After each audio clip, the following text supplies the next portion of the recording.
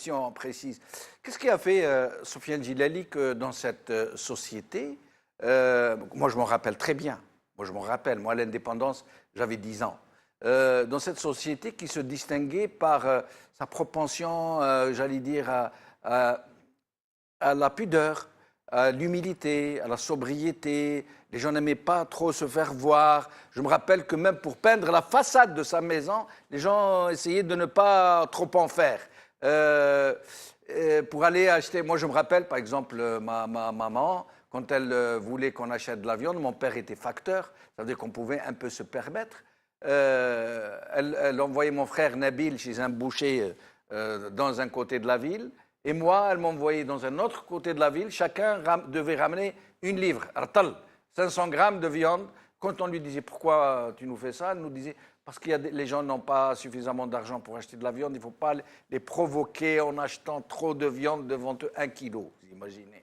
Et donc, qu'est-ce qui a fait que de cet état d'esprit, la société algérienne bascule dans l'étalage, le matu vu, l'outrance, justement le bagarrisme. Qu'est-ce qui s'est passé?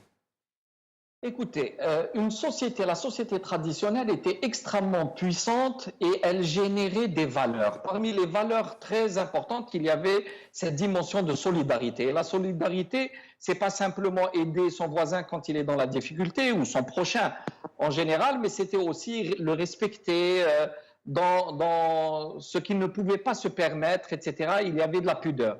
Mais tout ceci, toute cette mentalité procède de la structure première de cette société. Or, la société algérienne est très asymétrique, la société traditionnelle, totalement asymétrique.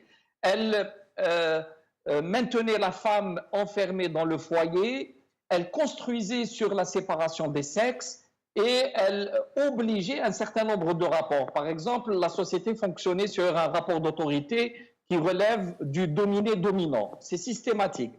Or, le rapport de dominé-dominant vient combler le fait qu'il y a des structures asymétriques. Une structure asymétrique signifie que les gens ne l'acceptent pas par la raison. Donc, il faut agir par la force. Or, pour que ce rapport soit efficace, il fallait encourager l'ignorance. La société algérienne, même avant la colonisation, si la personne devait apprendre à lire et à écrire, c'était pour aller à la Zaouïa, apprendre à lire le Coran et devenir spécialiste dans le passé. On n'encourage pas les gens à réfléchir, à créer. La création, à la base, est rejetée. Et toute cette utilisation même de la dimension religieuse pour cantonner l'individu dans un milieu entièrement fermé. Donc, lorsque quelqu'un est ignorant, on le manipule, on l'utilise comme on le veut. D'ailleurs, on dit très tôt à de nouveaux parents, par exemple, qui viennent d'avoir un enfant, on leur dit « ne lui ouvrez pas les yeux, ne lui apprenez pas l'esprit critique, parce qu'il vous posera problème après. » Donc, on essaye systématiquement de maintenir des structures de cette façon-là. Alors, lorsqu'il y avait une petite élite qui était éduquée, instruite, informée et conditionnée par la culture du colonialisme, elle nous semblait très bien dans les petites villes.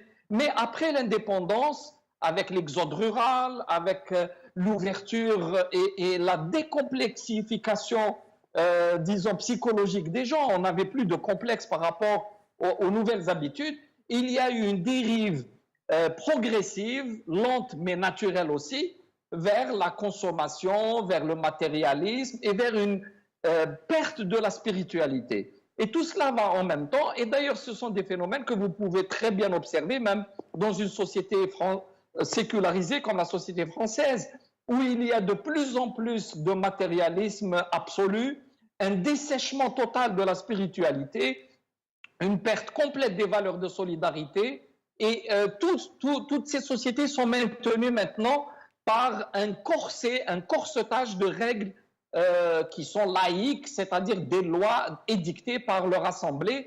Et c'est la peur du policier, la peur de la contravention, la peur de la taxe, etc., qui maintient en place les structures. Rajouter à cela, bien sûr, tout un conditionnement par l'école, par l'instruction, etc. Mais pour revenir au fond de votre question, entre l'ignorance et le savoir. Alors le savoir est de deux grandes natures. Il y a toute la science, l'instruction, le savoir extérieur, la maîtrise du monde matériel, mais il y a toute cette connaissance qui est le savoir interne, cette introspection. Et le monde occidental maintenant est parti très en avant dans la maîtrise de la science et il a desséché totalement les mécanismes d'introspection et toute dimension spirituelle. D'où ce décalage entre les sociétés. Alors, il faut recréer une société équilibrée. Il faut maîtriser les élans narcissiques, individualistes, matérialistes, consuméristes et remettre ça dans une société équilibrée. Mais je reviens à vous dans un moment, Sian Gileli, pour vous demander si ce délitement auquel on assiste et qui semble ne pas vouloir s'arrêter à la situation déjà catastrophique que nous vivons, est-ce que ce délitement va continuer ainsi à dégénérer toute la société, à nous prendre au mur, à compromettre jusqu'à l'avenir de ce pays? Et est-ce que ça peut s'arrêter? Et comment ça pourrait s'arrêter? Et comment pourrions-nous inverser le cursus et revenir vers une société plus vertueuse, si je peux me permettre ce terme? Je vous demanderai aussi de nous préparer le livre que vous nous présenterez pour que les téléspectateurs puissent le voir. Si vous comparez les civilisations en général, une civilisation peut très bien mourir de ce dérapage-là. Mais très souvent, il y a des mécanismes... Sian Gileli, je me permets de vous interrompre. Je reviens à vous